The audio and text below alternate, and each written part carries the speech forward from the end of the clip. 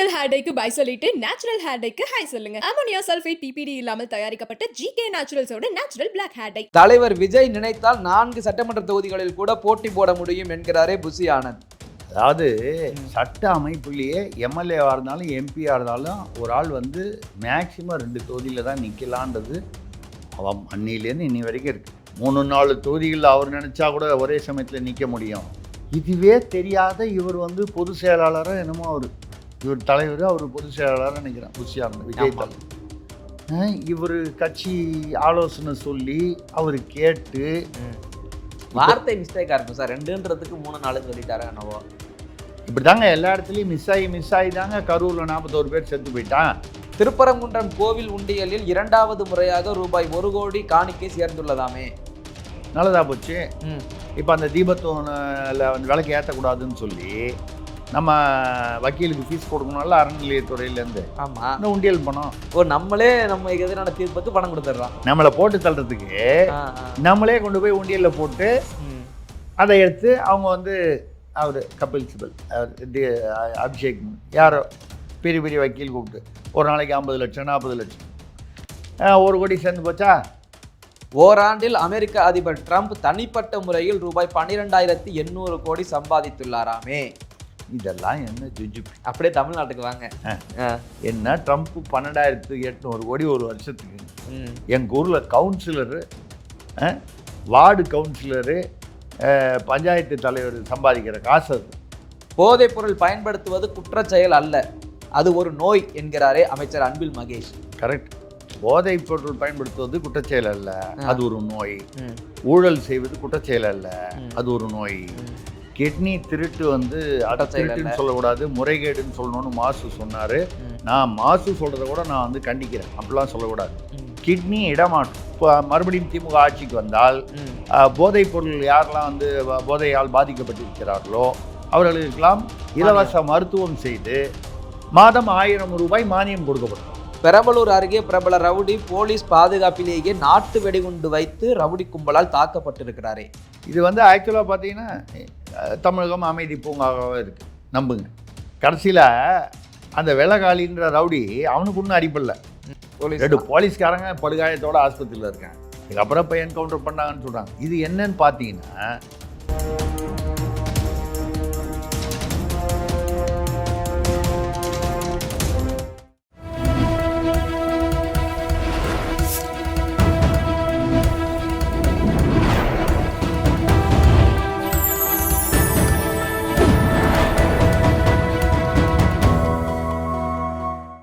Channel 5 Tamil நேயர்களுக்கு வணக்கம். திருசக்தியாரின் கேள்வி பதில் நிகழ்ச்சியில் உங்களை சந்திப்பதில் மகிழ்ச்சி அடைகிறேன். சார் ரெடியா இருக்காரு, வாங்க கேள்விகளை கேட்கலாம். சார் வணக்கம். வணக்கம். சட்டை புதுசா இருக்கே சார்? சட்டை இல்லைங்க, சட்டையும் பழசு, மாப்பிள்ளையும் பழசு. நம்ம அதே தான். சட்டை கொஞ்ச நாளாக போடாத எடுத்து சட்டை, அவ்வளோதான். கலர் எப்படி ஜொலிக்குதே கொஞ்சம்? அப்படியா? ஆமாம், தேர்தல் வரப்போகுது இல்லை, எல்லாமே இப்படி தான் ஜொலிக்கணுமே. எல்லா இடத்துலையும் எல்லாமே ஜொலிக்கும் இப்போ. சார் கேள்விகள் ஆரம்பிச்சிருவோமா? முதல் கேள்வி திண்டுக்கல்லேருந்து ராவ்குமார் கேட்கிறார். தலைவர் விஜய் நினைத்தால் 4 சட்டமன்ற தொகுதிகளில் கூட போட்டி போட முடியும் என்கிறாரே புசி ஆனந்த். எடுத்தவனே புஷ்ஷுன்னு ஒரு கேள்வி கேட்டார். அதாவது சட்ட அமைப்புலேயே எம்எல்ஏவாக இருந்தாலும் எம்பியாக இருந்தாலும் ஒரு ஆள் வந்து மேக்சிமம் 2 தொகுதியில் தான் நிற்கலான்றது அவன் அன்னிலேருந்து இன்னி வரைக்கும் இருக்குது. ஆமாம். அதையே கூட மக்கள் வந்து கேள்வி கேட்குறாங்க. நாங்கள் 2 இடத்துல ஓட்டு போடக்கூடாது, ஆனால் ஒரு 2 இடத்துல நீங்கள் வேட்பாளர் நிற்கலாமா? எந்த கட்சிக்காரனாக இருந்தாலும். இப்போ ராகுல் காந்தி கூட வயநாட்டில் நின்னார், அமேதியில் நின்னார், ஒரு இடத்துல ஜெயிச்சார், ஒரு இடத்துல தோத்தார். பிரதமர் மோடியும் வந்து அதே மாதிரி வந்து வாரணாசியில் நின்னார், எங்கேயோ அகமதாபாத்லேயும் நின்னார். கடைசியில் ஏதோ ஒன்று அதை அகமதாபாதோ குஜராத்தில் நின்னதை வந்து ரிசைன் பண்ணார். நம்ம வந்து பொதுவாக சொல்கிறோம். என்னை பொறுத்த வரைக்கும் அது தப்பு. ஒரு இடத்துல எங்கே உனக்கு அதிகமாக கான்ஃபிடென்ஸ் இருக்கோ அங்கே நிற்கணும், யாராக இருந்தாலும், எந்த கட்சியாக இருந்தாலும். 2 இடத்துல நிற்கிறேன்னா அனாவசியமாக வந்து தேர்தல் செலவு, மக்களுக்கு டைம் வேஸ்ட்டு, அதிகாரிகளுக்கு வேஸ்ட்டு. மறுதேர்தல் நடத்தணும், அரசுக்கு எவ்வளவு வேலை செலவு, மக்களுக்கு எல்லாம் அது. ஆனால் அது தெரியாமல் புசி ஆனந்த் என்ன சொல்கிறாரு, 3-4 தொகுதிகளில் அவர் நினச்சா கூட ஒரே சமயத்தில் நிற்க முடியும். இதுவே தெரியாத இவர் வந்து பொதுச் செயலாளராக என்னமோ அவர் இவர் தலைவர், அவர் பொதுச் செயலாளர் நினைக்கிறேன், புஷி ஆனந்த், விஜய் ஆமா. தலை. இவர் கட்சி ஆலோசனை சொல்லி அவர் கேட்டு வார்த்தை மிஸ்டேக்கா இருக்கும் சார். 2ன்றதுக்கு 3 4ன்னு சொல்லிட்டாரோ என்னவோ. இப்படி தாங்க எல்லா இடத்துலையும் மிஸ் ஆகி தாங்க கரூரில் 41 பேர் செத்து போயிட்டான். 10,000 பேர் வருவான்னு சொல்லி 27 பேர் மிஸ் ஆயிடுச்சு, 41 பேர் செத்து போயிட்டான். அப்புறம் வந்து நீங்கள் ஒரு இடத்துலையும் இதே மாதிரி மிஸ் ஆகி ஜனநாயகனில் பராசக்தியில் வந்து ரிவைசிங் கமிட்டிக்கு போகணுன்னாங்க. அவங்க போய் இது கட் பண்ணுன்னா அதை மியூட் பண்ணுன்னா அதை பண்ணிட்டாங்க, கொண்டாங்க, டேட்டுக்கு ரிலீஸ் பண்ணிட்டாங்க. நான் மாட்டேன், நான் சூப்பர் ஹீரோ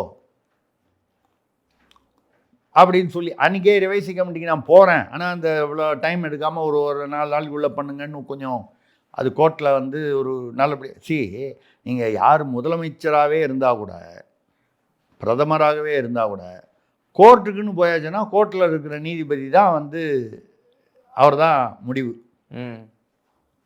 நீங்கள் என்ன பதவியில் வேணாலும் இருக்கலாம், பின்னால் இருந்துக்கிட்டு உங்களுக்கு வந்து எவ்வளோ சப்போர்ட் வேணாலும் இருக்கலாம், ஆனால் அங்கே அவர் தான் கடவுள், நீதிபதி தான். ஆமாம், அந்த கேஸுக்கு மைலாட் புரியுதுங்களா, யுவர் ஆனர். அப்போது ஆனால் தான் பார்த்தீங்கன்னா ஐஏஎஸ் ஆஃபீஸர்லாம் போனால் கூட வந்து உட்கார சொல்ல மாட்டாங்க, நின்றுட்டு தான் இருப்பாங்க. அவங்க சீஃப் செக்ரட்டரியாக இருப்பான் மாநிலத்தில். இவனுக்கு கீழே எவ்வளோ பேர் வந்து ஆட்டி வைப்பான், போலீஸ் எல்லாம் ஆட்டி வைப்பான். அங்கே போனால் மைலாட் கொஞ்சம் ஒன்றும் இல்லை. இப்போ நம்ம கால் மேலே கால் போட்டு உட்காந்துருக்கோம்ல, கோர்ட்டு ஹாலில் வந்து யாருமே அவன் எவ்வளோ பெரிய ஆளாக இருந்தாலும் கால் மேலே கால் போட்டு உட்காரக்கூடாது, சட்டம் இருக்குது. காலை வந்து சாதாரணமாக தான் வைக்கணும். கால் மேலே கால் போட்டால் அவன் ஒரு ஐஏஎஸ் ஆஃபீஸராக இருப்பான், அதான் பார்த்தாவா அந்த பக்கம் உட்காந்துருப்பான் கால் மேலே கால் போட்டு.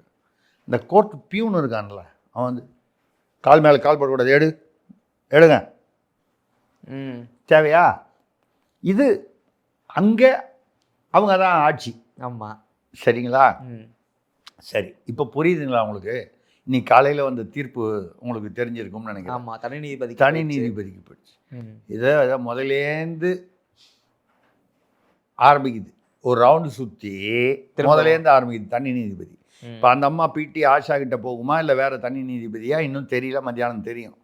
அந்த அம்மா கிட்ட போனால் அநேகமாக என்னுடைய கணிப்பில் அந்த அம்மா வந்து நான் விசாரிக்க மாட்டேன்னு, இது இவ்வளோ குழப்பமாக இருக்குது, இப்போ நான் மறுபடியும் விசாரித்தா அது ஏற்கனவே ஒரு தீர்ப்பு கொடுத்தா அந்த தீர்ப்பை இப்போ மாற்றி சொல்கிற மாதிரியோ இல்லை அதே தீர்ப்பு, அது தேவையில்லாத ஒரு சிக்கல் வேண்டான்னு அந்த அம்மா அவாய்ட் பண்ணுறதுக்கு வாய்ப்புகள் அதிகம். அப்போ சீஃப் ஜஸ்டிஸ் வேற ஒரு தனி நீதிபதியை போடலாம். போடும்போதே அந்த அம்மாவுக்கு பதிலாக வேறு யாராவது விசாரிக்க சொல்லலாம், இல்லை அந்த அம்மா வேணான்னு சொன்னதுக்கப்புறம் விசாரிக்க சொல்லலாம்.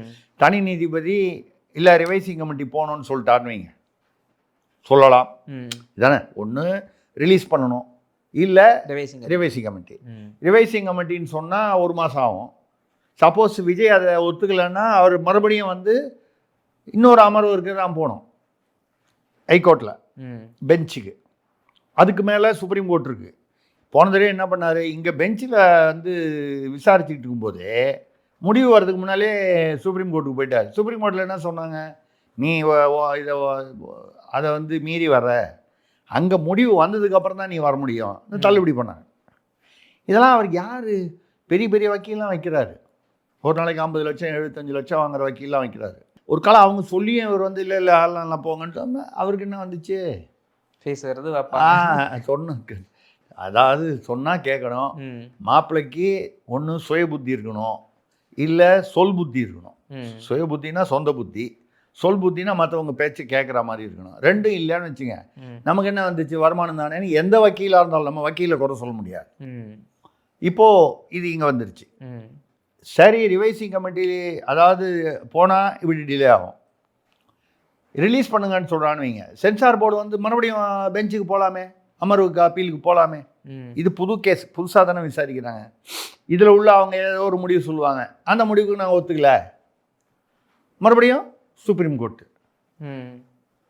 ஆக ஜனநாயகன் வந்து தேர்தல் முடிஞ்சப்பறம் தான் வரும் போல இருக்கு, எப்படியா இருந்தாலும் எந்த வகையில். சார் இப்போ நீதிமன்றம் சொல்கிறது ஒரு பக்கம், இவங்க இப்போ அப்பீல் போகிறது ஒரு பக்கம்லாம் இருக்கட்டும், நமக்கு தெரியும் ஜனநாயகன்ற படம் எதற்காக இவ்வளவு தள்ளி போகுது. இதுக்கு ஒருவேளை அரசியல் தான் காரணமா? இப்போ எல்லாம் அந்த கூட்டணி என்டிஏ கூட்டணியா இல்லை தனியாக போறாரா இல்லை என்னென்னமோ கருத்துக்கள் ஒன்றுக்கு பின்ன வந்துக்கிட்டே இருக்கு. 2 விதமாக பார்க்கலாம். அரசியல் காரணமே இல்லை அப்படின்லாம் வந்து சில ஊடகவியலாளர்கள்லாம் அப்படிலாம் வந்து நம்ம வந்து பாஜகவுக்கு சப்போர்ட்டாக பேசணும், இவங்களுக்கு சப்போர்ட்டாக பேசணும், அவங்களுக்கு சப்போர்ட்டாக பேசணும். நமக்கு அதெல்லாம் ஒன்றும் கிடையாது. இருக்க ஃபேக்ட் என்ன? குற்றம் நெற்றிக்கண் திறந்தாலும் குற்றம் குற்றமே. என்னை பொறுத்த வரைக்கும் அரசியல் எங்கேயோ கலந்து இருக்கிறதுனால தான் இது இப்படி வருது அப்படிங்கிறதுல நம்ம வந்து மாற்றுக்கருத்து. அதே சமயம் இதை கையாளும் பக்குவம் விஜய்க்கோ விஜயுடன் இருப்பவர்களுக்கோ இல்லை என்பதனால தான் அரசியலை வந்து வடிவேல் ஏதோ சொல்லுவாங்க கைப்புள்ளன்னு சொல்லுவாங்க. இன்னைக்கு தமிழ்நாட்டு அரசியலில் தலையாய கைப்புள்ள யாருன்னு கேட்டால் தவேகா தலைவர் விஜய். ஏன்னா அவருக்கு உள்ளுக்குள்ளே நீங்கள் ஆலோசனை சொல்கிற இடத்துல கரெக்டாக சொல்லிட்டா கூட அவர் வந்து அவருக்கு தான் எல்லாமே தெரியணும்னு அவசியம் இல்லை. அதான் ஆரம்ப காலத்தில் கொஞ்சம் ஆலோசனைகளை கேட்டு வர்றதில் தப்பில்லை. ஒரு பக்கம் புஷி ஆனந்த், இவர் கேடர்லாம் கண்ட்ரோல் அவர் வச்சுருக்காரு. செங்கோட்டையன் வந்து ஒரு மாவட்ட செயலாளர்கிட்ட பேசணும்னு ஃபோன் அடித்தா அவர் எடுக்க மாட்டேன்றார். அவர் புஷி ஆனந்தை கேட்டுக்கிட்டு அவர் எடுனா தான் எடுக்கப்பேன்றார். புஷி ஆனந்த் ஃபோன் பண்ணி கேட்குறாரு செங்கோட்டையன், ஏன் வந்து நீங்கள் மாவட்ட செயலாளருக்கு ஃபோன் பண்ணிங்களாமே, என்ன விஷயம்? மாவட்ட செயலாளருக்கு ஃபோன் பண்ணி ஈரோடு கோயம்புத்தூரில் ஏதோ ஒரு மேட்டர் சொல்ல போகிறார். அதுக்கப்புறம் வேணா புஷி ஆனந்த்கிட்ட கேட்டு செங்கோட்டையன் சொல்கிறாரு, செய்யலாமா கூடாதான்னு கேட்டுக்கலாம்ல, கௌரவமாக இருக்கும்ல. ஃபோனே எடுக்காமல் புஷி ஆனந்த் ஃபோன் பண்ணுறாரு. இல்லை எவ்வளோ புட்சாலி பாருங்க. புஷி ஆனந்த் வந்து ஃபோன் பண்ணலாமா? அவர் மாவட்ட செயலாளருக்கு ஃபோன் பண்ணார். அவர் ஃபோன் பண்ணி சொன்னால் கூட நீ என்னன்னு கேட்டுட்டு நான் கேட்டு சொல்கிறேங்கன்னு சொல்லிவிட்டு அப்புறம் இதானே கரெக்டாக இருக்கும். ஆமாம், கண்ட்ரோலும் வச்சுங்க, வேணான்னு சொல்லு. ஆனால் அந்த கண்ட்ரோலை எப்படி வச்சுக்கணும்னு கூட தெரில. இப்போ செங்கோட்டையன் ரொம்ப வருத்தத்தில் இருக்கார். ஒரு மாவட்ட செயலாளர் பேசுகிறது கூட எனக்கு வந்து அதிகாரம் இல்லையா, தெரியாமல் இங்கே வந்துட்டேன் அப்படின்னு சொல்லி தான் வைத்திலிங்க வந்து ஐயா நீங்கள் வராதுன்னு சொல்லி அவர் திமுக போயிட்டார். இது நடந்துச்சா? இப்போ ஒரு பக்கம் அங்கே ஜான் ஆரோக்கியசாமிக்கும் இவருக்கும் ஆதவர்ஜுனாக்கும் ஒரே அடிதடி சண்டைன்னா என்ன, அப்படி ஒரு ஆர்கியூமெண்ட்டு குழப்பம். என்ன பிரச்சனைன்னா ஆதவர்ஜுனாவும் இந்த பெண்களெல்லாம் இருந்தார். நம்ம சபரீசன் மாப்பிள்ளை அவருடைய சம்மந்தப்பட்ட நிறுவனம் வந்து பெண் அதுலெல்லாம் ஒரு காலத்தில் இருந்தார். அவரும் ஒரு தனி கம்பெனி வச்சுருக்கார் ஆதவர்ஜுனா இந்த பொலிட்டிக்கல் ஸ்ட்ராட்டஜிக்காக. ஜான் ஆரோக்கியசாமிக்கும் அதான் தொழில். ஆமாம், ஒரே உரையில் 2 வாட்களா, 2 பேரும் பொலிட்டிக்கல் ஸ்ட்ராட்டஜிஸ்ட்டு. நான் எனக்கு தான் அதிகமாக தெரியும், உனக்கு தான் அதிகமாக தெரியும், இதான் பிரச்சனை. இதில் ஒருத்தர் வந்து தேர்தல் அறிக்கை இந்த விஷயத்தில் ஜான் ஆரோக்கியசாமியை போட்டார் விஜய், பூத் கமிட்டியில் இவரை போட்டார். இவங்க 2 பேரும் ஒருங்கிணைக்கலன்னா அங்கே களத்தில் வேலை ஆகாது. இந்தியா பாகிஸ்தான் மாதிரி 2 பேரை கொண்டு போய் அங்கே இறக்கி விட்டிங்கன்னா களத்தில் எப்படி வேலை நடக்கும் விஜய்க்கு? இதெல்லாம் பிரச்சனை. இதில் ஜான் ஆரோக்கியசாமி மூலமாக தான் பணம் உள்ளே வந்துச்சுன்னு சொல்லி அந்த பக்கம் ஈடி நோண்டிக்கிட்டு இருக்கு. அந்த சிஎம்சி வெள்ளூரில் பின்னால் ஒரு பாதிரியார் வந்து பிளிங்கின்னு ஒரு பாதிரியார் வந்து ஈடி வந்து பண பரிமாற்றம் ஏதோ ஒரு விஷயத்தில் ஏதோ ஒரு சிக்கிறாருன்னு சொல்லி ரெய்டு போக போதைப்பொருள் மாட்டுச்சு. அதில் மாட்டினா அதில் ஜான் ஆரோக்கியசாமி ஏதோ லிங்க் வருது. ஜான் ஆரோக்கியசாமிக்கு போதைப்பொருள் லிங்க்குன்னா வேறு எங்கெங்கேயோ போகுது. யாருக்காக போதைப்பொருள் வாங்கினார், வியாபாரமாக வாங்கினாரா? அதை வாங்கினது 1 கிராம் கூட வாங்கியிருக்கலாம். ஆனால் பணம் வந்து வெளிநாட்டிலேருந்து ஜான் ஆரோக்கியசாமி மூலமாக வந்து தான் அந்த மாநாட்டுக்கெல்லாம் செலவாயிருக்குன்னு ஒரு தகவல் இருக்குது. நம்ம இடி கிட்ட என்ன தகவல் இருக்குன்னு நம்ம நிறையா வந்து போய் படித்தோம் இருந்தால் கூட வெளியில் உலாவர தகவல். இப்போது ஒரு சிக்கல் விஜய்க்கு இடியிலேருந்து வரக்கூடியது என்ன? ஒன்று வெளிநாட்டிலிருந்து சட்டவிரோதமாக பணம், இன்னொன்று அந்த பணத்தில் கொஞ்சம் விஜய்க்கு தெரிஞ்சோ தெரியாமலோ அது வந்து போதைப் பொருளுக்கு போயிருக்கு. தெரியாமையே போயிருக்குன்னு சொன்னால் கூட விசாரிச்சா தானே தெரியும். இதில் எஸ்ஜி சூர்யா மாதிரி ஆட்கள் வேற வந்து 6 மணி ஆனால் அவர் வெளியே வர மாட்டார் பாருங்க அப்படின்னு நக்கலாக சிரிக்கிறாரு. இது மாதிரி நிறைய பேர் பேசுகிறாங்க, அது நமக்கு தெரியாது. என்ன சொல்கிறேன்னா இதெல்லாம் நீங்கள் இப்போ பார்க்கும்போது விஜய் திடீர்னு வந்து தனியாக வருவேன் இல்லை அணியாக வருவேன்றாரு, திடீர்னு இப்போ தனியாக தான் வருவேன்றாரு. வேறு யாருமே கூட்டணி வரல. யாருமே கூட்டணி வரலன்னா நீ வந்து ஒருத்தனை வந்து நான் பிரம்மச்சாரியாகவே இருக்கேன், பிரம்மச்சாரின்னா திருமணமே செய்து கொள்ளாமல் இருக்கேன், என்ன அவர் ஏதோ ஒரு கொள்கையாக இருக்காரான்னு அதெல்லாம் ஒன்றும் இல்லை. எந்த பொண்ணும் இந்தாலா போயிடுது, எந்த பொண்ணும் ஏற எடுத்து பார்க்க மாட்டேங்குது, ஒத்துக்க மாட்டேங்குது. பிரம்மச்சாரியா கொள்கையாக இருக்கிறது வேற. எந்த பொண்ணும் கல்யாணம் பண்ணிக்கல, ஒத்துக்கல, அதனால் பிரம்மச்சாரியாக இருக்கேன்னா அந்த கட்டாய பிரம்மச்சாரி. அந்த மாதிரி ஒரு கட்டாய பிரம்மச்சாரியாக வந்து விஜய் வந்து உலா வருகிறார். ஜனநாயகனுக்கு இப்படி வந்து ஒரு கிட்டத்தட்ட ஒரு ஜனகணமனை பாடிட்டாங்க. ஏன்னா என்னைக்கா இருந்தாலும் படம் வரதான் போகுது. 10 நாளில் வருதா தேமுவா தேபியா. ஆமாம், தேர்தலுக்கு முன்னா பின்னான்னா இப்போ போகிற சூழ்நிலை அந்த வேகத்தை பார்த்தா தேர்தலுக்கு முன்னால் வர்றதுக்கான வாய்ப்புகள் குறைவாக தெரியும். வரலாம், என்னை பொறுத்தவரை சீக்கிரம் வெளியில் வரணும் அந்த படம். விஜய் ரசிகர்கள், அதாவது தவேகா தொண்டர்கள் மட்டும் இல்லாமல் என்னை போன்ற விஜய் ரசிகர்கள், நான் வந்து தவேகா தொண்டர் இல்லை, ஆனால் விஜய் ரசிகன், விஜயோட படம் நல்லா இருக்குன்னு பார்ப்போம். அந்த மாதிரி வந்து ஒரு படத்தை நம்ம ரசிப்பதற்கு ஒரு வாய்ப்பு இருக்கும். வரணும் சீக்கிரம்னு நினைக்கிறோம். ஆனால் யார் என்ன நினச்சிருக்காங்கன்னு நமக்கு தெரியல, பார்ப்போம். Okay sir. அடுத்ததாக திண்டிவனத்திலிருந்து தனசேகரன் கேட்கிறார், திருப்பரங்குன்றம் கோவில் உண்டியலில் 2வது முறையாக ரூபாய் 1 கோடி காணிக்கை சேர்ந்துள்ளதாமே. நல்லதா போச்சு. இப்போ அந்த தீபத்தூணில் வந்து விலைக்கு ஏற்றக்கூடாதுன்னு சொல்லி நம்ம வக்கீலுக்கு ஃபீஸ் கொடுக்கணும்ல அறநிலையத்துறையிலேருந்து. ஆமாம், இந்த உண்டியல் பணம் இதுலேருந்து எடுத்துக்கலாம். அப்போ இந்துக்களோட உண்டியல் பணம் கோயிலில் போட்டதை எடுத்து இந்துக்களுக்கு எதிராக வக்கீல் வச்சு 30 லட்சம் 50 லட்சம் ஃபீஸு அது யார் கொடுக்குறா? இந்துக்களே கொடுத்துட்றாங்க. நம்மளே நம்ம எதிரான தீர்ப்புக்கு பணம் கொடுத்துட்றோம். நம்மளை போட்டு தள்ளுறதுக்கு நம்மளே கொண்டு போய் உண்டியலில் போட்டு அதை எடுத்து அவங்க வந்து அவர் கபில் சிபல், அபிஷேக், யாரோ பெரிய பெரிய வக்கீல் கூப்பிட்டு ஒரு நாளைக்கு 50 லட்சம் 40 லட்சம் 1 கோடி சேர்ந்து போச்சா? ஒரு வக்கீல் ரெண்டு ஹியரிங் அட்டன் பண்ணலாமா? இல்லை 2 வக்கீல் ஒரு ஹியரிங் அட்டன் பண்ணலாமா? இந்த காசு அனாவசியமா போய் எத்தனையோ இடத்துல 4000 இடத்துல குடமுழுக்கு பண்ணேன்னு சேகர்பாபு ஐயா அவர்கள் வந்து சொல்லிகிட்டே இருப்பார். நீங்கள் உள்ளே போய் அண்ணாமலை கூட கேட்டிருக்காரு, நீங்கள் அந்த 4000 குடமுழுக்குக்கு இது வரைக்கும் அரசு அறநிலையத்துறையிலேருந்து இல்லை அரசு தமிழ்நாடு அரசு எவ்வளோ செலவு பண்ணியிருக்கு? நீங்கள் அடித்து கேட்டால் கூட சொல்ல மாட்டாங்க. ஏன்னு கேட்டால் நானே ஒரு 6 கோயிலுக்கு வந்து குடமுழுக்கு வந்து பண்ணிப்பல்ல 10-12 வருஷத்துக்கு முன்னால் பண்ணியிருக்கேன். இப்போ இன்னைக்கு நம்ம நாளைக்கு வந்து இதில்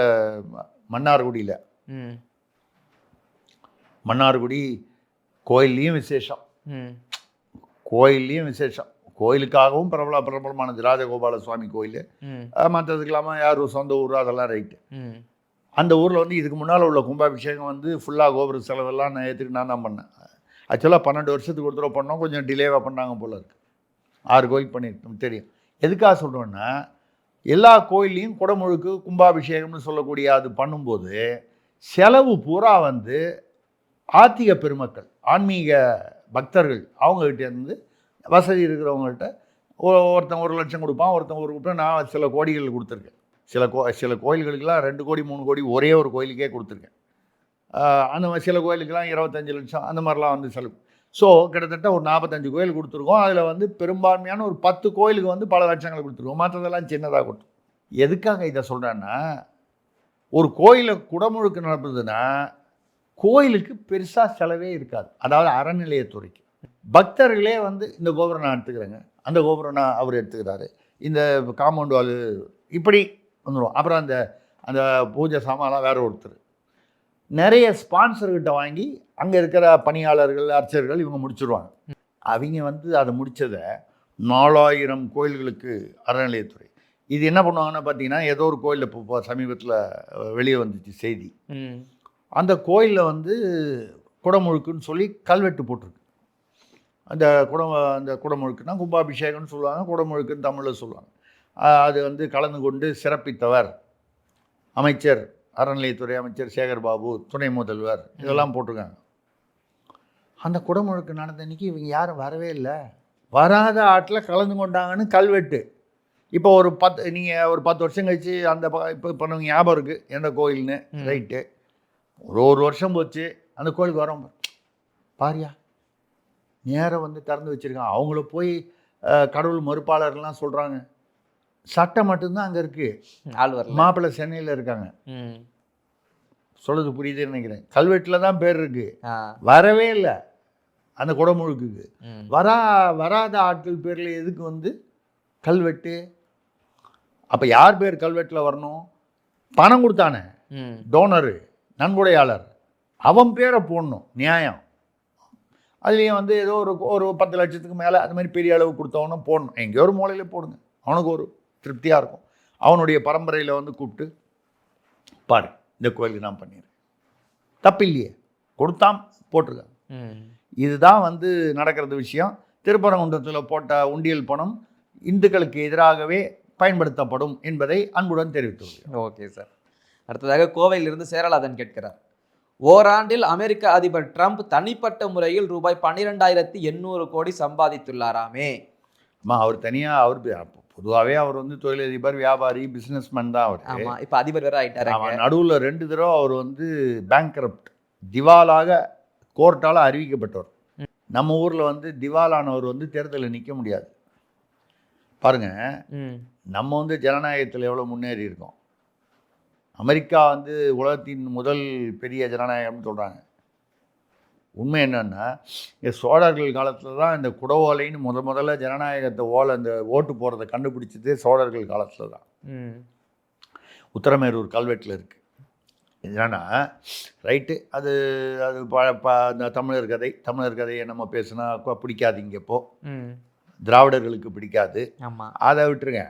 ட்ரம்ப் வந்து அவர் வியாபாரி, 2 தடவை திவாலாகி வந்திருக்காரு. அங்கெல்லாம் வந்து திவாலானா இந்த டிஸ்குவாலிஃபிகேஷன் கிடையாது, நீ மறுபடியும் வியாபாரம் பண்ணலாம். அமெரிக்கா சட்ட விரோதமாக அவர் வரல, அந்த அவங்க சட்டம் வித்தியாசமாக இருக்குது. இப்போ அவர் என்ன பண்ணுறாரு, இந்த அமெரிக்கா பொசிஷன் யூஸ் பண்ணி இந்த ஷேர் ட்ரேடிங் பண்ணுறது, அது பண்ணுறது, இந்த மாதிரி கம்பெனிலாம் வச்சுருக்காரு. இப்போ ஜனாதிபதியாக இருந்தால் இப்போ ஈரான்லேருந்து எண்ணெய் வாங்கக்கூடாது, வேறு இடத்துலேருந்து வாங்கணும், வெனிசுலா எண்ணெய் வாங்கணும் முடிவு பண்ணுறாரு பாருங்க. முடிவு பண்ணுறதுக்கு முன்னால் அவர் சம்மந்தப்பட்ட கம்பெனியை கூப்பிட்டு, ஏய் வெனிசுலாவில் கொஞ்சம் எண்ணெய் கம்பெனியோட ஒரு அக்ரிமெண்ட் போட்டுக்க, ஒரு 10 நாள் பொறுத்து இவர் ஆர்டர் போட்டோன்னே கும்முன்னு ஏறும் அந்த கம்பெனியோட ஷேரு. இந்த மாதிரி ஒரு தன்னுடைய பதவியை வந்து மறைமுகமாக பயன்படுத்தி 12,800 கோடி ரூபாய் வந்து ஒரு வருஷத்துக்கு சம்பாதிச்சிருக்காரு தனிப்பட்ட முறையில். நியூயார்க் டைம்ஸில் வந்த செய்தி. இதெல்லாம் என்ன ஜுஜுப்பி? அப்படியே தமிழ்நாட்டுக்கு வாங்க. என்ன ட்ரம்ப் 12,800 கோடி ஒரு வருஷத்துக்கு? எங்கள் ஊரில் கவுன்சிலரு, வார்டு கவுன்சிலரு, பஞ்சாயத்து தலைவர் சம்பாதிக்கிற காசு அது. ஒரு நாட்டுடைய இவர் வந்து அவர் பேர் என்ன, அதிபர் வந்து 12,800 கோடி ரூபாய் ஒரு வருஷத்துக்கு சம்பாதிக்கிறாருன்றதை வந்து ஒரு பெரிய விஷயமா சொல்கிறீங்க. இங்கே லட்சக்கணக்கான கோடிகளில் சம்பாதிக்கிறாங்க. நான் இந்தோனேஷியாவில் இருந்தபோது அந்த பீரியடில் நரசிம்மராவ் வந்து பிரதமராக இருந்தார். அவர் வந்து எங்கேயோ செயின்ட் பிட்ஸ்னா ஏதோ ஒரு செயின்ட் கிட்ஸா அது எங்கேயோ ஒரு இடத்துல ஏதோ ஒரு மேட்டரில் யாருக்கிட்டையோ 1 கோடி ரூபா லஞ்சம் வாங்கிட்டார் அப்படின்னு சொல்லி அவர் பேரில் ஒரு வழக்கு. பொதுவாக நரசிம்மராவ் வந்து நேர்மையானவர் என்று பெயர் பெற்றவர், சிறந்த நிர்வாக திறமை உள்ளவர்னு பெயர் பெற்றவர். சும்மா அவர் சும்மா டம்மியாக வந்து கொஞ்ச நாளைக்கு தான் கொண்டு வந்து வச்சாங்க ராஜீவ்காந்திக்கு அப்புறம். ஆனால் அவர் 5 வருஷம் கம்ப்ளீட் பண்ணதோடு இல்லாமல் நல்ல பேர் வாங்கிட்டு போயிட்டார், நல்ல நிர்வாக திறமை. அவர் இறந்து போன போது காங்கிரஸ் கேட்டுக்குள்ளேயே விடாமல் ஹைதராபாத்துக்கு எடுத்துன்னு போங்கன்னு சொல்லிட்டாங்க அந்த அம்மா, சோனியா காந்தி அம்மா. அது விட்டுருங்க, ஏன்னா அவருக்கு பேர் வந்துடக்கூடாதுன்னு, குடும்பத்தில் இருக்கிறவங்களுக்கு தான் பேர் வரணும். அப்போது இந்தோனேஷியாவில் இருக்கிற நான் அப்போ அங்கே கௌரவ ஆலோசகரெல்லாம் இருக்கேன் ஜனாதிபதிக்கு. அவங்களாம் அவங்க பெரிய பெரிய மந்திரிலாம், அப்போ மந்திரியெல்லாம் எனக்கு டச் இருக்கும். நம்ம பிரசிடெண்ட்டுக்கு ஆலோசகரும் போது மந்திரிகள்லாம் நிறைய பேர் வீட்டுக்கெலாம் வருவாங்க, நம்ம ஒரு கனெக்ஷன். அதில் ஒரு மந்திரி 2 மந்திரி என்கிட்டாங்க. 1 கோடின்னா நம்ம டாலரில் எவ்வளோ வரும்? அப்போ இந்த கணக்கில் ஒரு $1.25 லட்சம், $1.5 லட்சம் வரும். இன்றைக்கி அவங்க ஒரு நாட்டுக்கே பிரதம மந்திரியாக இருக்கார். லஞ்சம் வாங்கிறது தான் அதில் வந்து $1.5 லட்சம் வாங்குவார். நம்ம ஊரில் சொல்கிற மாதிரி பஞ்சாயத்து கவுன்சிலர் வாங்குகிற காசு கூட இல்லை. அது ஒரு பிரதமர் லெவலில் இது ஒரு கௌரவம் வேணாமா? ஒரு 10,000 கோடி வாங்குறாரு, 50,000 கோடி வாங்குறாரு அப்படின்னா ஒரு கௌரவம். 1 கோடி வாங்குறாருன்னு இப்போ கூட ஆதவ் அர்ஜுனா வந்து பேசியிருக்கார் நம்ம தாவேகால. ஊழல் பண்ணலாம் தப்பு இல்லை, ஆனால் மனிதர்களை கொன்று ஊழல் பண்ணக்கூடாது. ஜனங்களை கொலை பண்ணி சாகடிச்சு, கொலை பண்ணியில்லை சாகடிச்சு ஊழல் பண்ணலாம், தப்பில்லை, உருப்படுமா அது. ஆனால் விஜய் வந்து நான் ஆட்சிக்கு வந்தால் முதல்வரானால் ஒரு பைசா கூட தொட மாட்டேன், ஊழல் செய்ய மாட்டேன், ஊழல் செய்ய விட மாட்டேன். உங்கால் வந்து ஊழல் பண்ணால் தப்பில்லை, ஆனால் சாகடிச்சு பண்ணக்கூடாது, சித்திரவதை பண்ணி பண்ணலாம் சாகடிக்காமல், இல்லை சாகடிக்காமல் நாசூக்கா பண்ணலாம். என்ன கொள்கை அதுக்கு? இதுக்கு அந்த கோடவுனே பரவாயில்லையே, அந்த திமுக கோடவுனே பரவாயில்லையே, அந்த கோடவுன்லேயே இருந்திருக்கலாமே அப்படின்னு மக்கள் நினைப்பாங்க. அந்த மாதிரி அவர் 12,800 கோடி ரூபா அதெல்லாம் ஜிஜிபி கொடுங்க. அடுத்ததாக தாம்பரத்திலிருந்து மைக்கேல் ராஜ் கேட்கிறார், போதைப் பொருள் பயன்படுத்துவது குற்றச்செயல் அல்ல, அது ஒரு நோய் என்கிறாரே அமைச்சர் அன்பில் மகேஷ். கரெக்ட், குற்றச்செயல் இல்லை. போதைப் பொருள் பயன்படுத்துவது குற்றச்செயல் அல்ல, அது ஒரு நோய். ஊழல் செய்வது குற்றச்செயல் அல்ல, அது ஒரு நோய். கிட்னி திருட்டு வந்து அதை திருட்டுன்னு சொல்லக்கூடாது, முறைகேடுன்னு சொல்லணும்னு மாசு சொன்னாரு. நான் மாசு சொல்றதை கூட நான் வந்து கண்டிக்கிறேன், அப்படிலாம் சொல்லக்கூடாது. கிட்னி இடமாற்றம், முறைகேடு இல்லை, இடமாற்றம். இவங்ககிட்ட இந்த கிட்னி எடுத்து இன்னொருத்தருக்கு கொடுத்துட்டாங்க. ஒரு ஆள் இங்கே வேலை பார்த்தாரு, அங்கிருந்து டிரான்ஸ்ஃபர் பண்ணிட்டாங்க. இந்த கிட்னியை டிரான்ஸ்ஃபர் பண்ணி இந்த உடம்புலேருந்து அந்த உடம்பு கொண்டு போயிட்டாங்க. அது இடமாற்றம் தானே. அதை போய் வந்து முறைகேடு திருட்டுன்னு சொல்லலாமா? அது இது ஏன் வந்து போதைப் பொருளை வந்து அது வந்து நோயா ஊர் பூரா அது எப்போ நோயாகும்?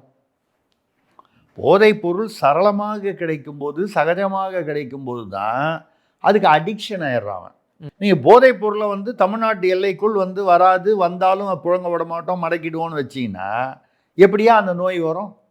நீங்கள் சாக்கடையில் கொசு வரா மாதிரி வந்தால் மலேரியா வரும், வைரஸ் வரும், டெங்கு வரும், எல்லா விதமான சிக்கன் குனியா வரும், எல்லாம் வரும். நீங்கள் கொசுவே வரவிடாமல் செஞ்சிட்டிங்கன்னா அதெல்லாம் வராது. இப்போது இந்த அரசுக்கு சிக்கன் குனியா வந்ததுக்கு, டெங்கு மலேரியா வந்ததற்கு காரணம் தமிழக அரசு அல்ல, கொசு தான். அது எங்களுக்கு தெரியுங்கய்யா. கொசு வராமல் இருக்கிறதுக்கு என்ன செய்யணும்? அதுக்கு தான் சுகாதாரத்துறை. அது மாதிரி போதைப்பொருள், போதை விஷயங்கிறது வந்து ஒரு நோயா. அதான் மந்திரி குமாரி ஏற்கனவே ஒரு தடவை பேசியிருக்கேன், படத்தில் வந்தது. மந்திரி குமாரி யார் வசனம் தெரியுமா? தெரியலைங்களே.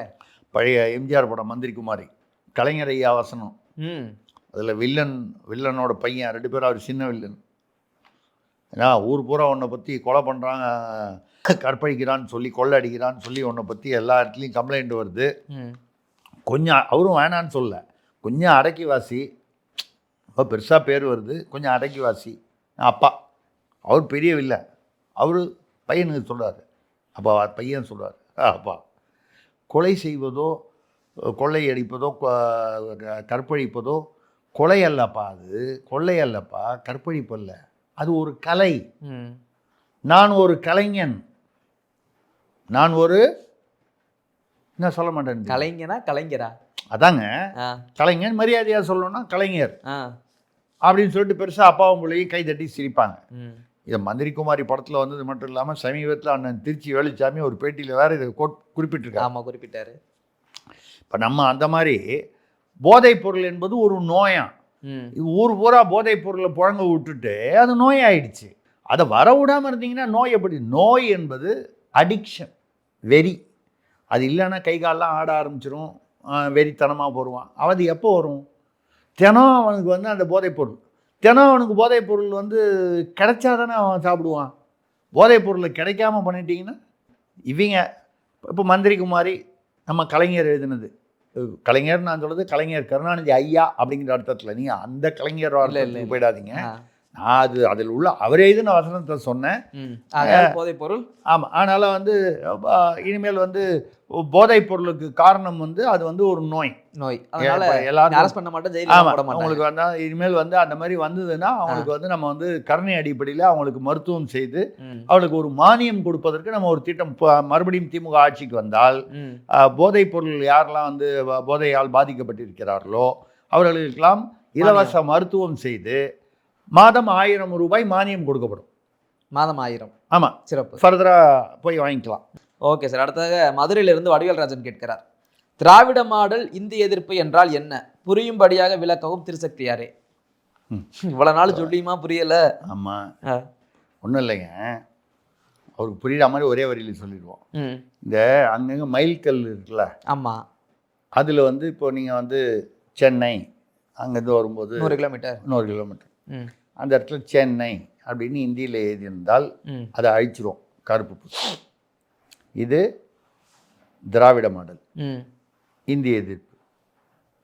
ஆனால் டாஸ்மாக் கடையில் ம் ஷராப் கா துகான் பாருங்க, ம் என்ன ஒரு கருணையும் ஒரு மனிதாபிமானம் பாருங்க நம்ம திமுக அரசுக்கு. வெளி மாநிலத்திலேருந்து இங்கே வந்து பிழைக்கிறதுக்காக கூலி வேலை செய்கிறான், வந்து ஏதோ ஒரு வேலை செய்கிறான், தொழில் செய்கிறான், முடி வெட்டுறான், கட்டடம் கட்டுறான், ஏதோ ஒரு தொழில் செய்கிறான். தொழில்னா கூலி வேலை, குழப்பம் நடத்துகிறான். திருப்பூரில் போய் தொழிற்சாலையில் வேலை பார்க்குறான். தமிழ்நாட்டு யாம் பெற்ற இன்பம் பெருகை வையகமே, தமிழ்நாட்டு மக்களுக்கு மட்டுமே நம்ம அதை கொடுக்கலாமா அந்த சலுகையை? எல்லாத்தையும் என்னதான் அவன் வடநாடு வடக்கத்தியன் பானிபூரிக்காரன்னா கூட அவன் பேரில் எவ்வளோ ஒரு அக்கறை, ஒரு பரிதாபம், கருணை பாருங்க. இதில் மட்டும் அவனுக்கு புரியணும், அவனுக்கு புரியணும். அவன் தமிழில் இருந்தால் ஒரு கால் படிக்க தெரியாமல் போயிடுச்சுன்னா, வருமானம் வராமல் போயிடுச்சுன்னா, டாஸ்மாக் அப்படின்னா புரியாமல் போச்சுன்னா, ஷராப் கா தூக்கான் நிறைய ஊரில் வந்து போர்டில் இருக்குது டாஸ்மாகில். அப்படின்னு என்ன சார் அர்த்தம்? அது ஷராப் கா தூக்கான்னா சாராய கடை. சாராய கடைக்கு போகும் வழி, ஒரு ஆரோ மார்க் போட்டால் வழி. ஷராப்னா மது, சாராயம், தூக்கான்னா கடை, சாராய கடைக்கு போகும் வழி. இந்தியில் போகிறோம். இங்கே தான் திராவிடம் நிற்கிது பாருங்க. மைல்கல் பொதுமக்கள் பயன்படுத்துறது. இந்திக்காரன் வரான், குடும்பத்தோடு வரான், ஆம்பளை வரான், பொம்பளை வரான், குழந்தைங்க எல்லோரும் வராங்க. சென்னைன்னா அந்த தமிழ் எழுதின்னு தெரியல, அவன் படிக்கக்கூடாது. அவனுக்கு மொழி தெரியாமல் மாட்டின்னு மொழிக்கணும். அங்கே யார்ட்டையாவது அவன் ஹிந்தியில் பேச, அவனுக்கு ஹிந்தி தெரிஞ்சாதான் அவன் பதில் சொல்லுவான். இவன் ஹிந்தியில் பேச, அவன் தமிழில் பேச சிக்கல். அதை தடுத்துருவோம். ஆனால் மதுப்பிரியர்கள் இருக்காங்க பாருங்க. மதுப்பிரியர்கள் வந்த உடனே இதில் தமிழர்கள், திராவிடர்கள், வடக்கத்தியர்கள் அப்படின்னு எங்களுக்கு வித்தியாசம் கிடையாது. உடச்சாச்சாங்க. நாங்கள் வந்து மனிதாபிமானம், கருணை அடிப்படையில் எல்லாரும் இன்புற்று இருக்க வேறொன்று அறியேம் பராபரமே அப்படின்னு இருக்காரு நம்ம முதல்வரும் சரி, நம்ம திமுக ஆட்சியும் சரி. இதுதான் திராவிட மாடல். இதை புரிஞ்சுக்கணுன்னா உங்களுக்கு கொஞ்சம் கஷ்டம். ஆனால் இப்படி சொல்லி அதனால ஒரு கேள்வி சார், நீங்கள் மைல்கல் சொன்னீங்க, ரைட்டு. அது படித்து பார்த்தா தெரியும் நமக்கு எத்தனை கிலோமீட்டர், எந்த ஊர் என்னன்ட்டு. இந்த கடைக்கு போர்டே தேவையில்லை, கீழே பார்த்தா கூட்டமாக நிற்க போகிறேன், வாங்க போகிறேன், கெட்ட பார்த்தே கண்டுபிடிச்சு போயிருப்பேன். இதில் அக்கறை செலுத்துகிற இந்த திராவிட மாடல் அங்கே மட்டும் இல்லைங்க. அவன் எங்கேயாவது கவனிக்காம விட்டுட்டான்னா அந்த வியாபாரம் போயிடும்ல. கவனிக்காம போயிட்டா அவன் இந்த பக்கம் போய் பார்த்தா கும்பல் தெரியுது, அவன் அந்த பக்கம் போயிட்டான்னா அப்போ இந்த போர்டை கரெக்டாக அந்த அந்த நடுச்சந்தியில் வச்சுட்டு இப்படி போப்பா, அந்த பக்கம் போய் தேடி டயத்தை வேஸ்ட் பண்ணாது. டைம் சேவிங் வேற. எவ்வளோ அக்கறை பாருங்க. அந்த அக்கறை தான் வந்து அப்படியே புல்லரிக்க வைக்குது பாருங்க. ஓகே சார், அடுத்ததாக பம்மல்ல இருந்து எல் கோபால் கேட்கிறார், மக்கள் நீதி மையத்திற்கு டார்ச் லைட் சின்னம் கிடைத்திருக்கிறதாமே, இனிமேல் டார்ச் எதற்கு? நம்மளை கேட்டா கமலஹாசனை தான் கேட்கணும். இல்லை, அது ரகசியம். ரகசியம் அதுவுமா? அம்மா, டார்ச் எது கொடுத்துருக்காங்கன்னா, இப்போ முன்னால் டார்ச் முதல்ல அவர் வந்து சொன்னபோது ஊழல் இருட்டில் இருந்து தமிழ்நாட்டு மக்களை ஊழல் இருட்டில் இருந்து வெளியே கொண்டு வருவேன்னாரு. ஆமாம், இவருடைய பேட்டரியை போட்டு அடிச்சாரு நச்சுன்னு. அப்புறம் இங்கே இவே வந்து சேர்ந்துட்டாரு. இப்போ எதுக்கு டார்ச் கொடுத்தாங்கன்னா, தேர்தல் ஆணையம் வந்து நீங்கள் வந்து ரொம்ப சாதாரணமாக இட போடாதீங்க. அவங்க ரொம்ப புத்திசாலித்தனமாக அந்த கலை யதார்த்தத்தை வந்து அவங்க வந்து புரிஞ்சுக்குவாங்க. இவருக்கு ஏன் டார்ச் கொடுத்தாங்க? எந்த ஒரு அரசியல்வாதிக்கும் ஒரு கஷ்டம் வரக்கூடாது. ஒரு கட்சின்னு ஆரம்பித்தவனுக்கு வந்து ஒரு சமமான வாய்ப்பு கொடுக்கணும். இப்போ கமலஹாசன், கலைஞானி கமலஹாசன் அவர்களுக்கு வந்து ஒரு வாய்ப்பு கொடுக்கணுன்னா என்ன பண்ணணும்? இந்த டார்ச் கொடுத்தா தானே அவர் கட்சி எங்கே இருக்குதுன்னு தேடி கண்டுபிடிக்கணுமா இல்லையா? கட்சியில் இருந்தவங்களாம் அந்த பக்கம் எங்கேயோ போயிட்டான், யாருமே இல்லை. இப்போ கட்சி எங்கே இருக்குது? அப்போ இருட்டில் இருக்குது கட்சி, இல்லை கட்சி காணும் இருட்டில். கண்டுபிடிக்கிறதுக்கு டார்ச் வேணுமா வேணாமா? கண்டிப்பாக. இப்போ டார்ச் அடித்து கட்சியை கண்டுபிடிச்சி அதுக்கப்புறம் எலெக்ஷனில் நிற்கலாம். தேர்தல் ஆணையம் எவ்வளவு வந்து நியாயமாக நடந்து கொள்கிறது. ஒரு நியாயத்திற்கு ஒரு படி மேலாக போய் மனிதாபிமான அடிப்படையில் நடந்து கொள்கிறது. அப்போ டார்ச் எதுக்காக கொடுத்தாங்கன்னா, கட்சியை கண்டுபிடிக்கிறதுக்காக கொடுத்துருக்காங்க. அவர் அதுக்குள்ளே கட்சி எங்கே இருக்குதுன்னு தேடி கண்டுபிடிச்சி சீட்டு திமுகவில் பேசி வாங்கி வேட்பாளரை நிற்க வச்சு ஜெயிச்சிருவார் என்று நாம் நம்புவோமா? Right sir. அடுத்ததாக பன்ருட்டியிலிருந்து தேன்மொழி கேட்கிறாங்க, ஒரு அம்மாவாக இருந்து தேமுதிக என்ற பிள்ளையை எங்கு எப்படி திருமணம் செய்து கொடுக்க வேண்டும் என்று எனக்கு தெரியும் என்கிறாரே பிரேமலதா அன்னியார். இந்த பக்கமும் 20 சீட் வேணும்னு திமுகலையும் பேசிகிட்டு இருக்காங்க, அதிமுகலையும் பேசிகிட்டு இருக்காங்க. ஒரு பிள்ளையை கல்யாணம்னா நம்ம வந்து நம்ம ஊரில் நம்ம பிள்ளைன்னு சொல்கிறது வந்து பொண்ணை சொல்லுவாங்க. பிள்ளை அப்படின்னு தனியாக சொன்னால் பிள்ளை, நம்ம பிள்ளை பாப்பா அப்படின்லாம் சொன்னால் அது வந்து பொண்ணை சொல்லுவாங்க. ரெண்டாவது திருமணம் செய்து கொடுப்பது அப்படின்னு சொன்னால் அம்மானா பொதுவாக பெண்ணை திருமணம் செய்து கொடுப்பது தான் வந்து ஒரு பொறுப்பாக சொல்லுவார். இந்த பக்கமும் 20, இந்த பக்கம் 20, இந்த பக்கம் எவ்வளோ நோட்டு, இந்த பக்கம் எவ்வளோ நோட்டுன்னு பேசிக்கிட்டீங்க. திமுக அதிமுக உங்களுக்கு கொள்கை என்ன கொத்தவரங்க? அம்மாவாக இருக்கிறேன்னு சும்மா பில்டப் கொடுத்தா பத்தாது. ஏதோ ஒரு பக்கம் ஏதோ ஒரு கொள்கை பேசுங்க, ரைட்டு. எல்லா கட்சியிலையும் அப்படி தான் பேசுகிறாங்க. அட் எ டைம் 2 இடத்துலையும் பேசுகிறாங்க. இதில் நான் அம்மாவாக எனக்கு தெரியும் இப்படி பில்டப் பண்ணி. ஏன்னா அண்ணான்னு ஒருத்தர் சொல்லிட்டு இருந்தார் அந்த கட்சியில். தமிழ்நாட்டில் எப்போவுமே மக்களை வந்து அப்படி உணர்வுபூர்வமாக தொடுறாங்களாம். ஒருவரை தந்தைன்னாங்க ஈரோட்டுக்காரரை. அதுக்கப்புறம் வந்து அறிஞர் அண்ணா அப்படின்னாங்க. அப்புறம் அந்த கட்சியில் இருக்கிறவங்க எல்லாரையும் பார்த்து தம்பி அப்படின்னு வழக்கமாக கூப்பிட்ற மாதிரி ஆச்சு. அதுக்கப்புறம் இப்போ நம்ம முதல்வர் ஐயா வந்து நான் வந்து அப்பா அப்படின்னு டிவியில் வந்து போதை பக்கம் போகாதீங்கன்னு சொல்லிட்டு எல்லா போதையும் கரெக்டாக வர மாதிரி பார்த்துக்கிட்டாரு. அவர் பார்த்துக்கிட்டாருன்னா அவர் இல்லை நிர்வாகத்தில். இப்போ இந்த அம்மா வந்து அம்மா, அவங்க ஜெயலலிதா வரும்போது அம்மா, அவங்க கூப்பிடும்போதே அம்மான்னு தான் கூப்பிடணும். இவங்களும் அதே மாதிரி நான் ஒரு அம்மாவாக இருந்து அப்புறம் வந்து சொல்லும்போது அவங்கள வந்து பிரேமலதான்னு யாரும் சொல்லக்கூடாது, அண்ணியார்னு சொல்லணும். எல்லாரும் வந்து இப்படி அப்படியே அந்த குடும்ப பாச உணர்வுகளை வைத்து மக்களை வந்து எப்படியாவது தலையில் வெண்ணெயை வச்சு, கொக்கு தலையில் வெண்ணெயை வைப்பாங்களாம், அது கண்ணு தெரியாமல் போகணுன்னு, உருகி வரணும். அந்த மாதிரி தலையில் வெண்ணெயை வச்சு ஓட்டு வாங்கணுங்கிறதுக்காக அடிக்கிற கூத்து, அவ்வளோதான். Okay sir. அடுத்ததாக ஓசூர்லேருந்து கஸ்தூரி ரங்கன் கேட்கிறார், பெரியாரை போன்ற ஒரு குரு, கலைஞரை போன்ற ஒரு சிஷ்யன் கிடைக்க பெற்றவர் அண்ணா. அவரை பார்த்து எனக்கு பொறாமையாக இருக்கிறது என்கிறாரே முதல்வர் ஸ்டாலின். பெரியாரை போன்ற குரு. ஆமாம், பெரியாரை போன்ற ஒரு குரு, கலைஞரை போன்ற ஒரு சிஷ்யன். யாருக்கு? அண்ணாவுக்கு கிடைச்சிருக்கு. அவரை பார்த்தா பொறாமையா இருக்கு. இவர் கிடைக்கலையாமா அது மாதிரி? இதை மட்டும் இந்த பெரியார் திடல் பக்கம் போய் வந்து சொன்னாலோ, இல்லை அதை விட முக்கியமாக அறிஞர் அண்ணாவோட சமாதியில் போய் இதை வந்து பக்கத்தில் நின்று ஸ்டாலின் அவர்கள் சொன்னார்னா அண்ணா அந்திச்சிருவாரா? எந்திரிச்சு ஓன்னு அழுகுறாரு. ராத்திரி வேலையில் போகாதீங்க, அழுகுற சத்தம் கேட்டால் பயமாக இருக்கும். நான் ஒரு நல்லதுக்காக சொல்கிறேன். ராத்திரி வேலையில் போய் ஒரு சமாதியிலேருந்து அழுகுற சத்தம் கேட்டால் பயமாக இருக்குமா இருக்காதா? என்னதான் அது அண்ணாவுடைய குரல் மாதிரி நமக்கு தெரிஞ்சால் கூட, அறிஞர் அண்ணாவுடைய குரல் மாதிரி இருந்தால் கூட, சமாதிக்குள்ளேருந்து அழுகுற சத்தம் வந்ததுன்னா பயமாக இருக்கும்ல இருட்டில். அதனால் நம்ம வந்து அவருக்கு ஒரு ஆலோசனை சொல்கிறோம், அந்த பக்கம் அண்ணா சமாதி பக்கம் இருட்டில் போகாதீங்க.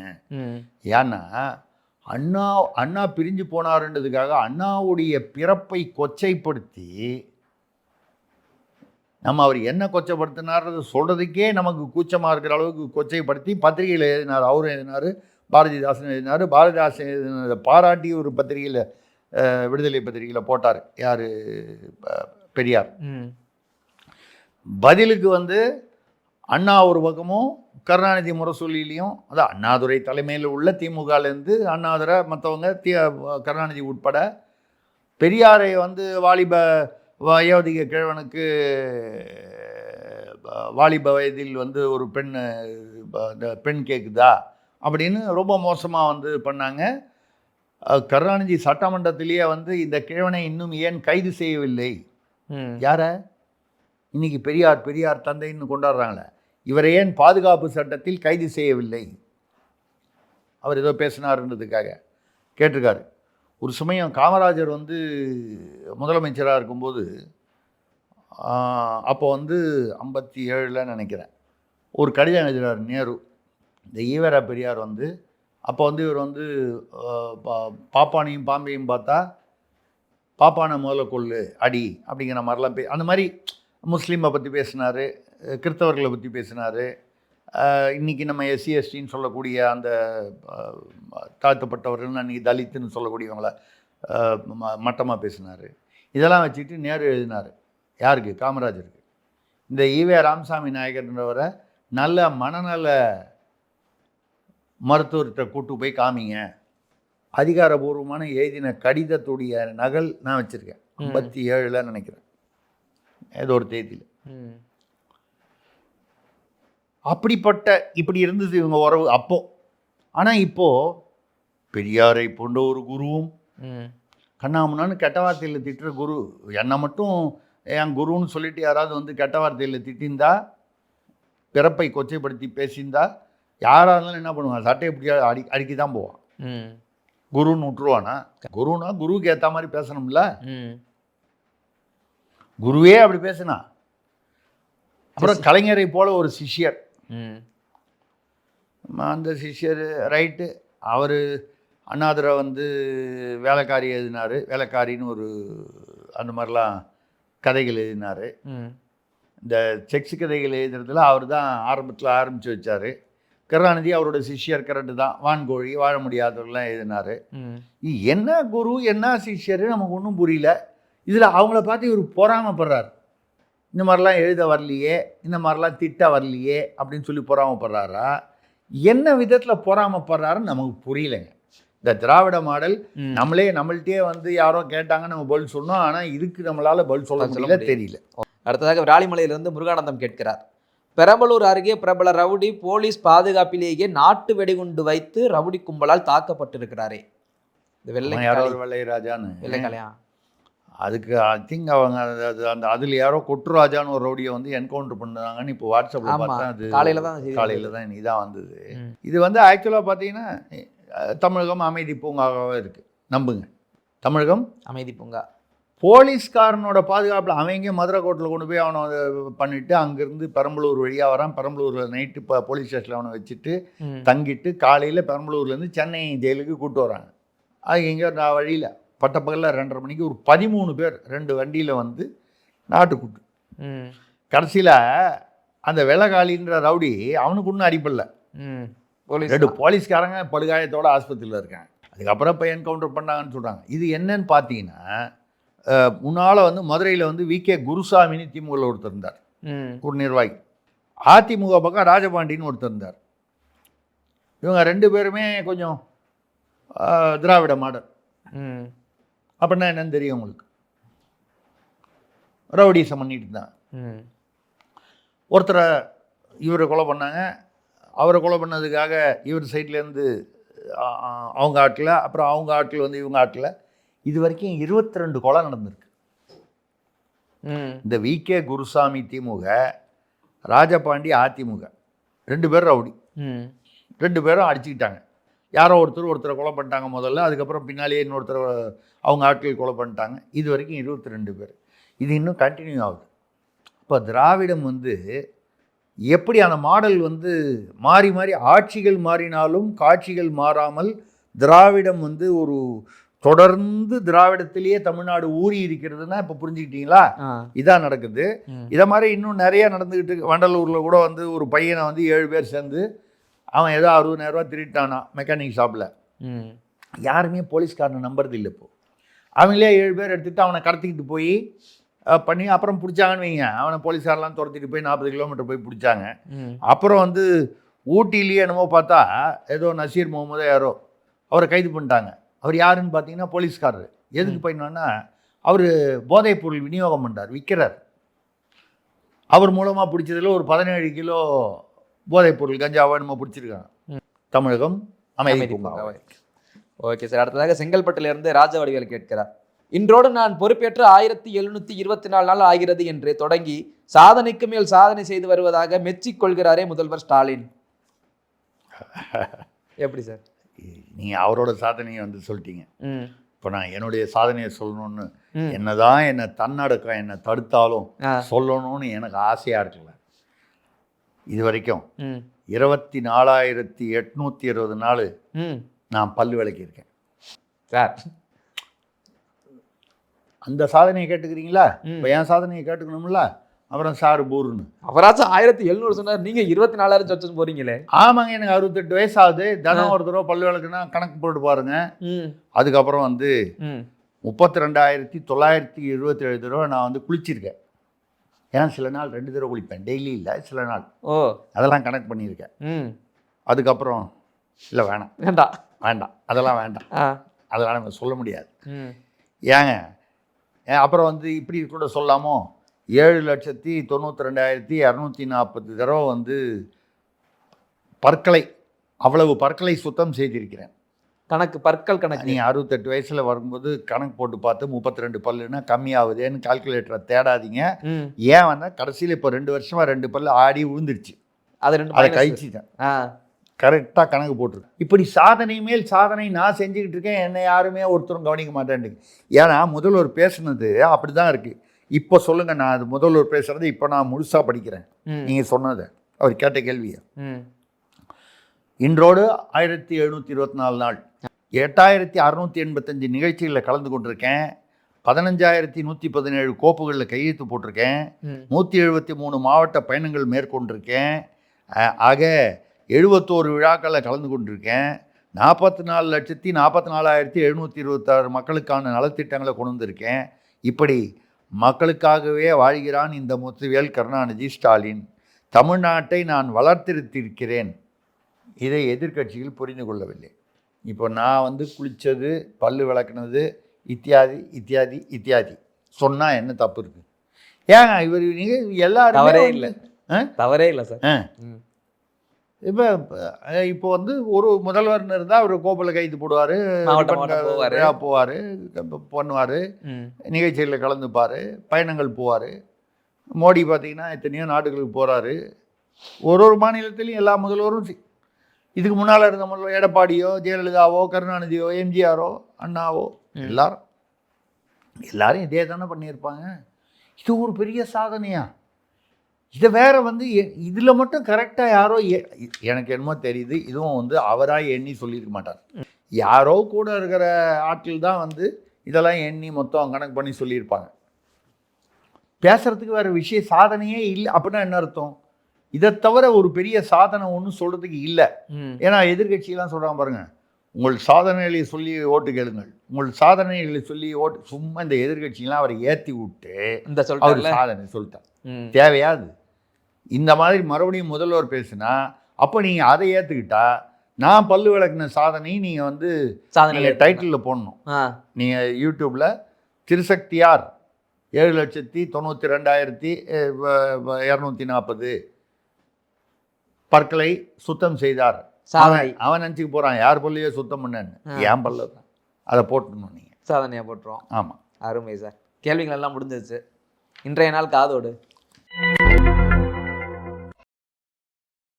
நம்ம முன்னாலேயே பேசின ஒரு விஷயத்தோடைய தொடர்ச்சி தான் அது. ஆளுங்கட்சியில் வந்து தமிழ்நாட்டில் வந்து பிள்ளை ஒரு லிஸ்ட்டு கொடுக்குறாரு, மகா பிள்ளை ஒரு லிஸ்ட் கொடுக்குறாரு, கிச்சன்லேருந்து ஒரு சப்ளிமெண்ட்ரி லிஸ்ட்டு வருது. தலைவர் வந்து சாதனை தலைவர் வந்து என்ன சோதனை தலைவராக சோதனைக்கு உள்ளான தலைவராக மாறிவிட்டார், வருத்தத்தில் இருக்கிறார். எந்த லிஸ்ட்டை எடுக்கிறது, எந்த லிஸ்ட்டை விடுக்கிறது, பிரச்சனை எப்படி சமாளிக்கிறது அப்படின்னு குழப்பத்தில் இருக்காருன்னு முன்னால் ஒரு தடவை பேசியிருக்கோம். மகாபிள்ளை என்ன பண்ணார், நான் 60 பேர் வேட்பாளர்கள் கொடுப்பேன் 60 தொகுதிகளுக்கு, எங்கால தான் போடணும். அவர் ஏன் போடுறாரு அப்படின்னு சொல்லி நம்ம வந்து அதுக்கு நம்ம விடையும் கொடுத்தோம். ஒரு 35-40 எம்எல்ஏ சேர்ந்தால் தான் ஒரு ராஜ்யசபா எம்பியை தேர்ந்தெடுக்கலாம். அப்போ ஒரு 60 பேர் நிற்க வச்சா 40 பேர் ஜெயிப்பானா? ஒரு ஒரு வாய்ப்பு இருக்குது. 35-40 பேர் ஜெயிக்கிறதுக்கு வாய்ப்பு இருக்குது. 50% வச்சா கூட ஒரு 60 பேர்னா 30-35 பேர் ஜெயிப்பு. அப்போது ஒரு ராஜ்யசபா எம்பியாக இவர் வந்து ஆகிவிட்டால் இவருக்கு ஒரு கட்சியில் ஒரு கிரிப் இருக்கும். ரெண்டாவது அவர் வெளியில் போய் முதலீடுகள்லாம் ஈர்க்க போகிறாரு, சமயத்தில் ஈந்துட்டு வராரு, ஈர்க்கவும் போகிறாரு, ஈந்துட்டும் வராரு. அதெல்லாம் ஏற்பாடு பண்ணுறாரு. வெளிநாட்டில் அடிக்கடி ஐரோப்பா போகிறாரு, சிங்கப்பூரில் இருக்கார், அங்கே போகிறாரு, இங்கே போகிறாரு. அவர் உலகம் சுற்றும் வாலிபன் அவர். அப்போ அவருக்கு ஒரு ராஜ்யசபா எம்பின்னு வந்துருச்சுன்னா ஒரு பாதுகாப்பு இருக்கும். ரெண்டாவது டெல்லியில் வந்து ஒரு இந்த அம்மா வேறு அம்மையார் கனிமொழி அவர்கள் வந்து மாநில அரசியலுக்கு வரான்றாங்க. இப்போ பார்த்தீங்கன்னா அந்த தஞ்சாவூரில் கிட்ட அந்த செங்கிப்பட்டியில் வந்து மிகப்பெரிய மாநாடு நடத்திருக்காங்க, நல்லா பெருசாக நடத்தியிருக்காங்க. ஆமாம், கோலாகலமான ஒரு மாநாடு, நிறைய பேர் வந்திருக்காங்க. எவ்வளோ பேர் வந்தாங்க, இன்ட்டு 200 போட்டுங்க, அது ரைட், ஏதோ வந்தாங்க, அதான் முக்கியம். எவ்வளவு செலவுன்றது முக்கியம் இல்லை, வந்தாங்க. அதெல்லாம் நல்லபடியாக நடந்துச்சு. அப்போ அவங்க என்ன பாரு, நான் எப்படி மாநாடு எவ்வளோ பெருசு நடந்து காட்டினோம் பார்த்தியா, அப்போ மாநில அரசுக்கு வரணும், எம்பி ரிசைன் பண்ணிட்டு வந்தால் இங்கே என்ன பிரச்சனை வரும்? முதல்வர் யார்? ஸ்டாலினாவே இருக்கட்டும். துணை முதல்வர் ஏன்? நான் மூத்தவ இல்லையா? குடும்பத்தில் மூத்தவ சகோதரி. நான் கூட தான் முத்துவேல் கருணாநிதியுடைய மகள். இது பிரச்சனை வரும். இதில் மாப்பிள்ளை வேற குறுக்க வந்து எனக்கு எங்கள் ஆளுக்கு 60 சீட்டுன்னா இப்போ என்ன முடிவு பண்ணியிருக்காங்கன்னா ஆளுங்கட்சியில் மாப்பிள்ளைய எப்படியா இருந்தாலும் அவர் ராஜ்யசபா எம்பி ஆக்கிடலாம். இப்போ ஒரு 4 வருது இந்த இந்த தேர்தலை ஒட்டி. ஆமாம், 4 சீட்டு வருது. ஒன்று வந்து அந்த ஏகேஎஸ் விஜயன் ஒருத்தர் இருக்கார், அவர் கொடுத்துருவோம். ஒன்று மாப்பிள்ளைக்கு கொடுத்துருவோம், அவரை திருப்திப்படுத்திடுவோம். ஒன்று வந்து காங்கிரஸ் நம்ம கூட வந்துச்சுன்னா கொடுப்போம், ஒய்சிகாவுக்கோ இல்லை வேறு கம்யூனிஸ்ட்டுக்கோ வேறு யாருக்கா ஒன்று, கூட்டணி கட்சிகளில் ஒரு 2 கொடுத்துருவோம் இப்படின்னு சொல்லி இது வந்து பேசியிருக்காங்க. இதில் நம்ம ஓல்டு பென்ஷன் ஸ்கீம் ஒருத்தர் இருக்கார். Old pension scheme. Okay okay okay. அந்த தலைவர் அவர் இப்போ எங்கேயும் இல்லாமல் அனாதையாக இருக்கார். ஜல்லிக்கட்டு நாயகன். எல்லாரையும் வந்து அந்த பக்கம் போயிட்டாங்க. ஒன்று திமுகவுக்கு போயிட்டாங்க, இல்லை திருப்பியும் எடப்பாடி பக்கம் போயிட்டாங்க. இவர் பக்கம் சுற்றி நின்று பார்த்தா யாருமே இல்லை. இப்போ திமுகவில் வந்து அவர் அங்கேயும் பேசுகிறாரு. ஆளுங்கட்சியில் என்ன சொல்கிறாங்க, நீங்கள் வாங்க உங்களை சபாநாயகர் ஆக்கிடுறோம் நாங்கள் ஆட்சிக்கு வந்தால். ஆட்சிக்கு வந்தால் தானே ஆக்க முடியும். ஆமாம், மறுபடியும் ஆட்சிக்கு வந்தால் நீங்கள் தான் சபாநாயகர். நாங்கள் சபாநாயகரானா வந்து சம்பாதிக்கிறதெல்லாம் எப்படிங்க? என்னங்க அண்ணன் அப்பாவிட்ட கேளுங்க, கரெக்டாக சொல்லுவார். சபாநாயகரானா சம்பாதிக்க முடியாதுன்னு ஏதோ தப்பாக புரிஞ்சுருக்கீங்க, யாரோ தப்பாக சொல்லியிருக்காங்க. ஆனால் அப்பாவிட்ட கேட்டால் நான் ஒன்றும் சொல்ல, அதாவது சபாநாயகருக்கு உண்டான அந்த என்னென்ன விதிமுறைகள் அதெல்லாம் வந்து கரெக்டாக சொல்லிடுவார். சட்டமன்ற வழிமுறைகள்லாம் கரெக்டாக சொல்லுவார். அப்பாவிட்ட கேளுங்க அப்படின்னு சொல்லிட்டு அவர்கிட்ட என்ன சொன்னாங்க, அவர் ரொம்ப யோசனை பண்ணார், நம்ம போய் திமுக போனால் சரியாக வருமானு. அப்போ அவர்கிட்ட ஒன்று சொன்னாலாம், நீங்கள் வந்தீங்கன்னா திமுக ஆட்சி மறுபடியும் வந்து நீங்கள் சபாநாயகராக வந்தீங்கன்னா உங்களை எதிர்த்து கட்சியில் சேர்க்க மாட்டேன்னு வம்பு பண்ணுறாரு எடக்க முடக்கு பாடி ஒருத்தர் இருக்காரு. எடக்க முடக்கு பாடியார் வந்து நீங்கள் சபைக்குள்ளே வந்தால் அவர் எந்திரிச்சு நிற்கணும். இது எப்படி இருக்குன்னாரு. சூப்பராக இருக்குங்க இந்த ஐடியா, இது எனக்கு தோணவே இல்லையேன்னு சொல்லி இப்போ அநேகமாக அந்த பேச்சுவார்த்தை முன்னேறிக்கிட்டு இருக்கு. இதுதான் காதோடு. ஆக மாப்பிள்ளைக்கு ஒரு ட்ரீட்மெண்ட்டு, இங்கே ஓல்டு பென்ஷன் ஸ்கீமுக்கு ஒரு ட்ரீட்மெண்ட்டு, இப்படி ரொம்ப தெளிவாக வந்து ஆளுங்கட்சி வந்து ஒரு தேர்தல் ஸ்ட்ராட்டஜி ஒன்று போடுறாங்க. இதுக்கு பிரசாந்த் கிஷோர் தேவையில்லை, ஜான் ஆரோக்கியசாமி தேவையில்லை, யாருமே தேவையில்லை. அவங்களே இந்த ஸ்ட்ராட்டஜி ரொம்ப வருஷமாக போட்டு பழகினவங்க அருமையாக பண்ணாங்க. நல்லா இருக்குல்ல கேட்கறது? நல்லா இருக்கு, நல்லா இருக்கு. எனக்கே நல்லா இருக்கு. அவர் உள்ள வந்து நுழையும் போது எடக்கு முடக்கு பாடிக்காரர் வந்து ரீக்ரியேட் பண்ற மாதிரி இருக்கு. மாமன்னன் படத்துல வடிவேல் உள்ள வருவார் பாத்தீங்களா, சபாநாயகரா, உடனே எந்திரிச்சு நிற்பாங்க. அதே சீனா ஓபிஎஸ்க்கு அதே. ஆமா, அவருக்கு வந்து உள்ள வந்த உடனே எந்திரிச்சு நிற்பாங்க. இதை இப்படி சார்ட் அவுட் பண்றாங்க, மாப்பிள்ளையா அப்படி சார்ட் அவுட் பண்றாங்க. இந்த அம்மையாரை தான், சகோதரியை தான் எப்படி சார்ட் அவுட் பண்ண போறாங்கன்னு தெரியல. அது இன்னும் இருக்கு. ஏதோ இதெல்லாம் சார்ட் அவுட் பண்ணுவாங்க, அது பண்ணாமையா விட்டுருவாங்க. பார்ப்போம் நம்ம. ஓகே சார், இன்றைய நாள் மக்களின் கேள்விகளுக்கான பதிலும் அருமை, காதோடும் அருமை. அடுத்த ஒரு நேர்காணலில் சந்திப்போம் சார். நன்றி. நன்றி, வணக்கம்.